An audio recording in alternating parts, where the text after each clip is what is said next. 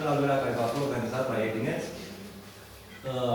va fi orientat pe dezvoltarea strategică a proiectelor publice, regionale, oportunități de cooperare transfrontalieră între instituții publice. Selecțiile participanților la aceste instruiri vor fi făcute simultan, deci noi la Dorohoi, noastră aici. Vor fi niște criterii la care acum lucrăm. Sperăm ca până la sfârșitul lunii august să le avem, să le dăm publicității, ca lumea să poată aplica să participe. Participarea la cursuri va fi finanțată prin proiect, deci costurile financiare vor fi susținute prin proiect, în ceea ce privește deplasarea, cazarea, masa și...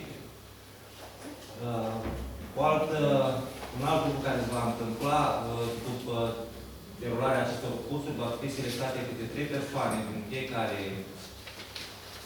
regiune care vor participa la un internship în instituții similare din țara vecină.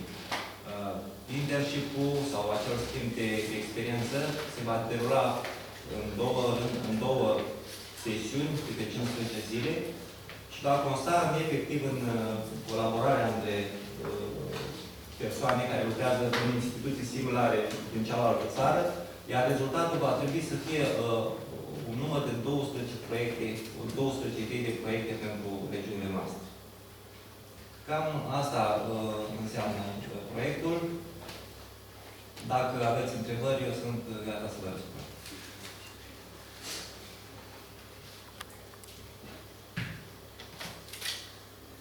Poate n-am fost foarte explicit. Perioada de implementare a început cu 24 martie, va fi până în 23 mai 2012. Aia e ultima zi. Uniunea Europeană finanțează 88,2% din proiect, Consiliul Local, din bugetul local finanțează cealaltă parte. Financiar, deci aceste două regiuni, Bigene și Edineț, nu sunt implicate sub niciun for. Răspunderea este integrală a aplicantului, respectiv cum construim sistemul. 12 de proiecte în final, repartizarea aplicantului. Aici nu e o chestie prevăzută expres. Nu, am gândit că Dorohoi a avut experiență mai multă, poate să pleci mai multe, dar el nu noi avem mai multe. În principiu, se spune că șanse egale.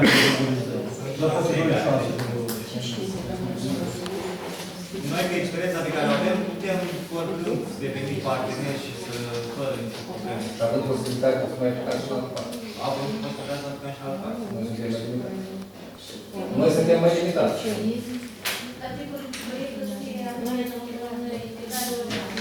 Articolele de proiecte vor fi cele 3 priorități care, în general, le finanțează acest instrument european de dezvoltare și parteneriat. E vorba de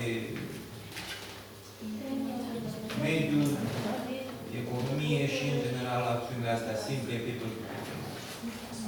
adică pot fi în domeniul cultural, în domeniul administrației publice, deci în domeniul învățământului. Idei de aplicare. Idei de aplicare. Cele 15 persoane care vor fi selectate trebuie să fie din cadrul Consiliului, din cadrul executivului, din cadrul societății civile, deci, variat. Asta vă încerc să explic. Vor fi niște criterii, va putea aplica oricine. Oricine. Va trebui să dăm șanse egale. Nu va fi obligatoriu din cadrul Consiliului Local sau din cadrul, poate fi un ONG. Persoană fizică ori... Va aplica ca persoană fizică și va reprezenta instituția din care pornim.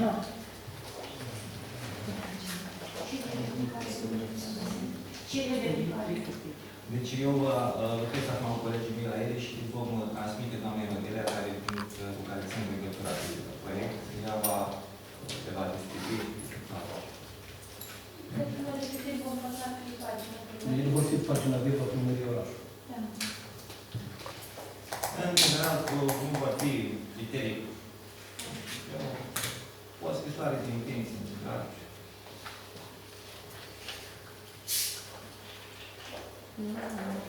Pentru că, practic, Uniunea Europeană noi nu ne-am luat ca țintă doar administrația publică locală.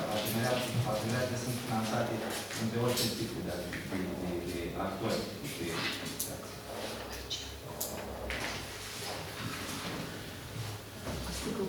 Dacă mai aveți întrebări.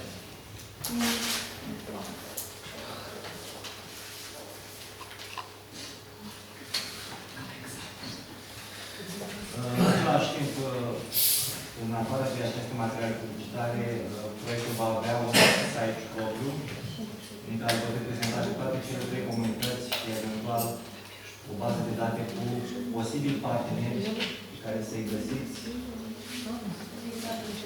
în viitoare proiect. Elaborarea site-ului va fi în cadrul proiectului, În cadrul proiectului, da. Este finanțat de toate de... Elaborarea site-ului proiectului, Da, da. dar probleme chestii și țin poate de îmbunătățirea site-ului, de exemplu, existente, al norocoiului, algoritmului. Nu e nicio problemă, nu avem un impediment. Va trebui doar să păstrăm o anume structură și un anume format care să fie acceptat în finanțător. Spuneți-mă rog câți locuitori are orașul Dorocoi? 32.407. La recensământul din 2002. Da, din 2002. În ultimul recensământ a fost în 2002, anul ăsta la finalul recensământului. Să înțelegem totuși grupul țintă al proiectului, nu fi administrația publică locală sau... Și administrația publică locală și actori civili. Deci, în general, putem să încheiem parteneriate între 20 de instituții publice sau de concentrate din municipiul Dorocoi, cu 10 din internet și 10 din licei, din comunitatea de licei. În același timp, o să încercăm și măcar 5 parteneriate între ONG-uri. Care sunt domeniile pe care le considerați prioritare? Domeniile pe care le consider prioritare?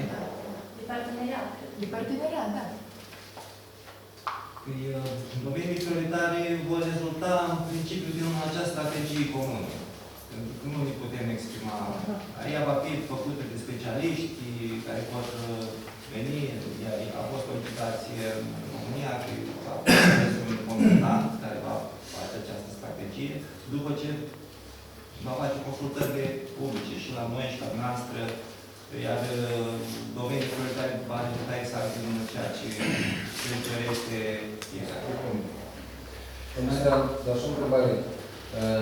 Selectați grupul de lucru care o să lucreze, dar noi când aplicăm de finanțare de proiect de finanțator, dacă un program beneficiare o să fie educație public locală, cum mă gândesc ca organizație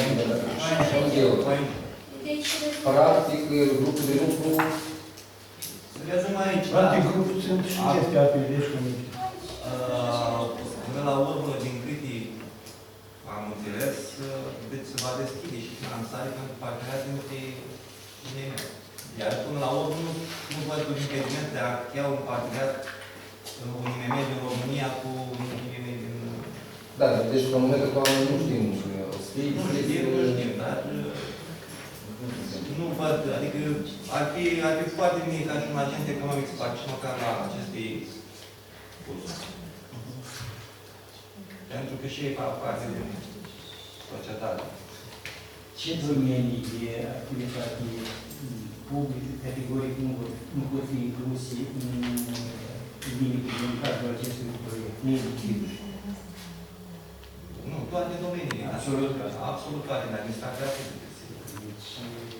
Deci, inclusiv, să-i spunem, ciclul preșcolar de învățământ sau oricum anumite limite nu sunt. Până la urmă, Știu că unele proiecte nu știu sunt dacă anumite de domenii. poate fi inclus și așa ceva, că România este finanțată fie schimburi de experiențe pentru învățământ în general, prin proiecte de Comenius, nu știu dacă ați auzit de ele. Comeniul am de Pestaloții și Alcis și Comeniul acum avea pe unde. Apărând de Comenius, următorul care România a beneficiat, deci tineri este programul Leonardo, la care, în momentul în care,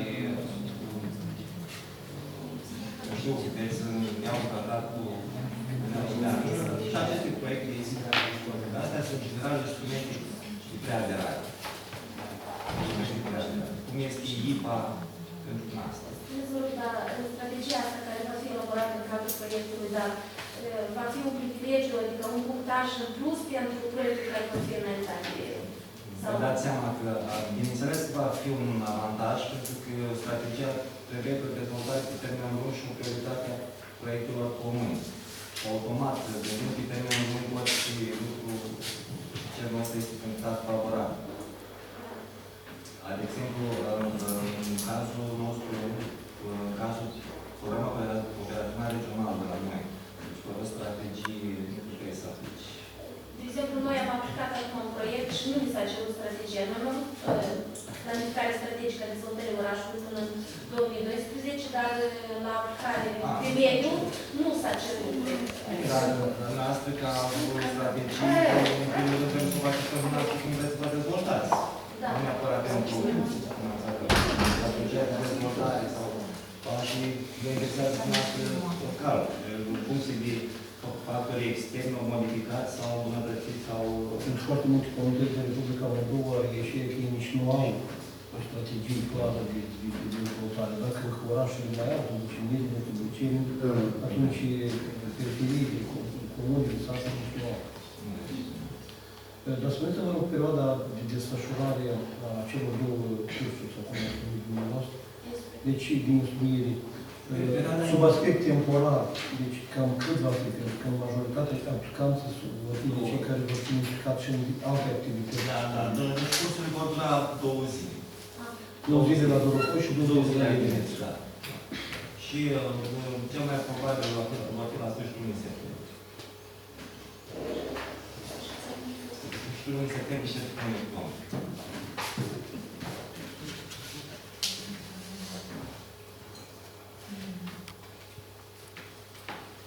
Alte întrebări? Eu mi-am asumat responsabilitatea de a fi moderator, toate n-am fost moderator la conferințe de presă, nu ne putem face în teritoriul conferinței de presă. Pentru ce perioadă s-a spus calendaristic sunt planificate interșiturile? Vor fi un prim interșit, sperăm să-l programăm pentru perioada octombrie-noiembrie anul acesta. Ca să nu aglomerăm cele 30 de zile, că moment trebuie să facă 30 de zile care sunt desemnate. Să fie 15 zile anul ăsta și 15 zile sperăm undeva sfârșitul februarie, martie, anul viitor. Ca să nu ne suprapunem cu sărbători, cu... Da. 3, 500 zile. 15 următoare, dar 3. Cei din societatea civilă lucrează și stăm acum. Și noi. 24 din 24. Bun, dacă nu sunt din partea colegilor de la Băceni, care mai întrebări?